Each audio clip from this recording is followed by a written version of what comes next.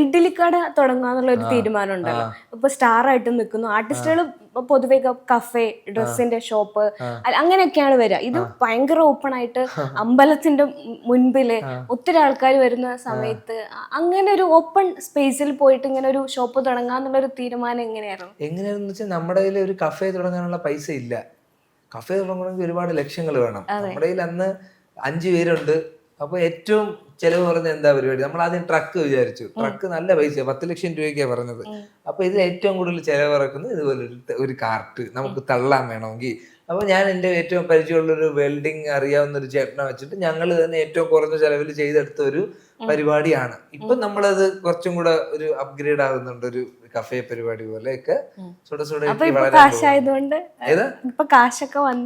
ഇപ്പൊ നമുക്ക് കാശ് മാനേജ് ചെയ്യാൻ പറ്റുന്നത് കൊണ്ട് അന്ന് നമുക്ക് ഇത് നടക്കോ ഇല്ലയോ, നന്നായിട്ട് പോവോ ഇല്ലയോ എന്ന് അറിയില്ല. ഇപ്പൊ റിസ്ക് എടുക്കുകയാണ്. വർക്ക് ആവുകയാണെങ്കിൽ വർക്ക് ആവട്ടെ, വർക്ക് ആവണം. കാരണം നമ്മൾ കൊടുക്കുന്ന ഫുഡ് നല്ലതാ.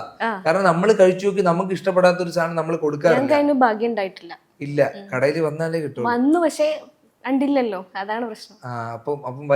ഒരു ബ്രാഞ്ച് എറണാകുളത്തിനെ കൂടെ സ്റ്റാർട്ട് ചെയ്യാൻ ഫ്രാഞ്ചൈസ് ഓഫർ വരട്ടെ കൊടുക്കാൻ. ഓക്കെ, അപ്പം നമുക്ക് അതിനു വേണ്ടിട്ട് വെയിറ്റ് ചെയ്യാം. യെസ്.